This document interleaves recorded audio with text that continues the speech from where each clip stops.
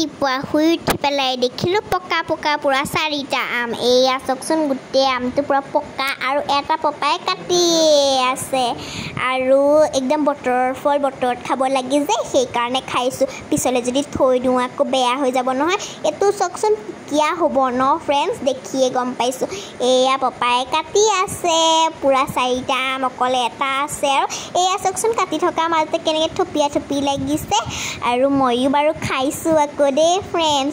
মোক যিমানে টেঙা মিঠা যিমানে হওক মোক গুটিটো লাগিবই আৰু দেই। এইটো চাওকচোন গুটি পুৰা মাৰি আছোঁ কেনেকুৱা লাগিছে গম।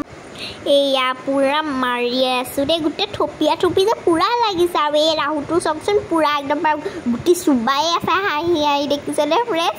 আৰু পপাই আৰু এনেকৈ কৰি থাকোঁতে আৰু এইটো চাওকচোন এইটো আকৌ কি আম, আকৌ পাহাৰটোৰ নিচিনা হৈছে ন। পাহাৰটো দূৰৰ পৰা দেখিবলৈ ইমান যে ধুনীয়া, ওচৰলৈ আহিলে গোটেইটো খপলা খপল সেইটো নিচিনাই হৈছে। পুৰা বাহিৰৰ পৰা ধুনীয়া, ভিতৰৰ পৰা গোটেইটো আৰু একদম পুৰা বেয়া। এয়া আমাৰ আইতাই খাই আছে, এয়া মোৰ খুৰাই খাই আছে, এয়া পপাই খাই আছে আৰু ময়ো খাইছোঁ। মায়ে কিন্তু গুটি খাই কিন্তু বেয়া পায়, সেইবাবে আমিকেইটাই এয়া এহেঁতৰ ঘৰৰ আম আকৌ দেই, হ'লেও আমাৰ ঘৰত আকৌ ভাগটো এৰাহি নাই।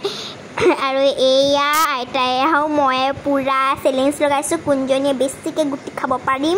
আৰু এয়া মইতো পুৰা মাৰিছোঁ আৰু দেই ফ্ৰেণ্ডছ। আৰু বাই বাই।